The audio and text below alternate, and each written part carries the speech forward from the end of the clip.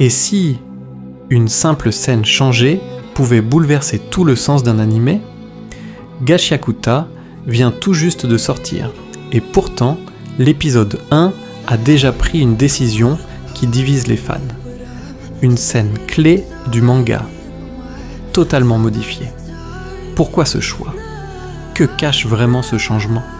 Prépare-toi, on entre dans un monde où les ordures ne sont pas que des déchets et où la vengeance commence. Dans la fosse. L'anime Gachiakuta est sans conteste l'une des adaptations les plus attendues de cet été 2025.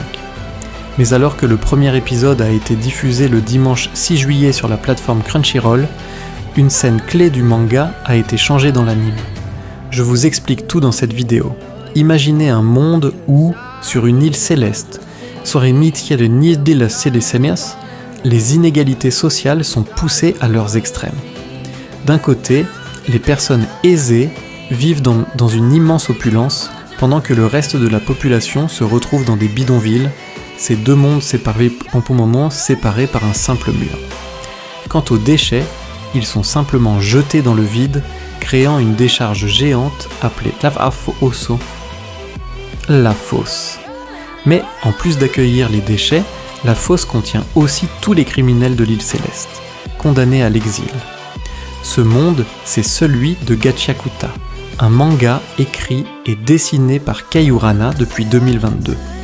On y suit l'histoire de Rudo, un jeune garçon vivant dans les quartiers défavorisés, dont la vie va être totalement bouleversée quand il se retrouve accusé du meurtre de son père adoptif. Condamné à être envoyé dans la fosse, Rudo n'a alors plus qu'une seule idée en tête, retrouver les véritables coupables et se venger.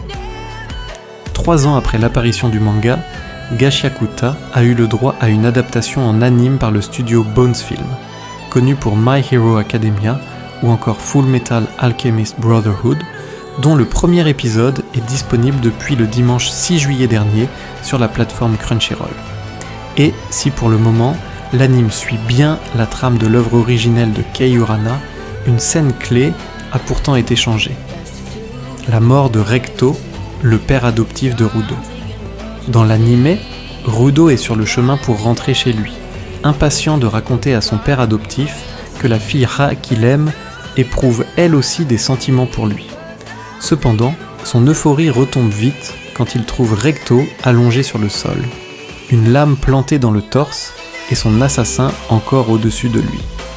Un combat éclate immédiatement entre le garçon et le meurtrier, mais Rudo est vite dépassé, ne pouvant plus qu'échanger que quelques mots avec son père adoptif avant qu'il ne succombe et que la police n'arrive pour arrêter Rudo.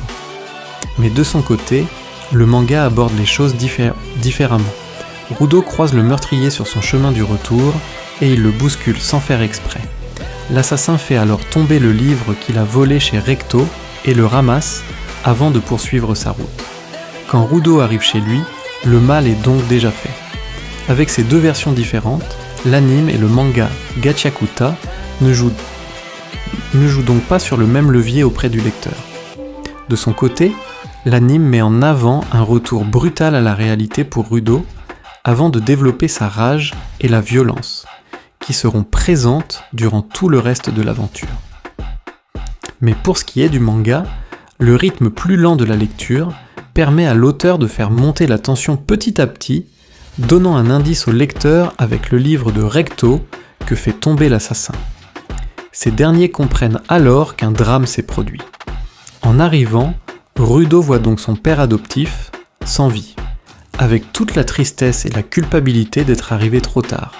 Que ce soit la version manga ou anime, ces différences ne changent toutefois pas vraiment l'histoire de Gachiakuta, qui reste à découvrir tous les dimanches sur Crunchyroll.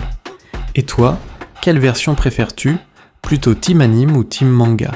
Dis-le moi en commentaire, et si tu veux plus d'analyses comme celle-ci, n'oublie pas de liker, t'abonner à Mondes Animés et activer la cloche pour ne rien rater. À très vite.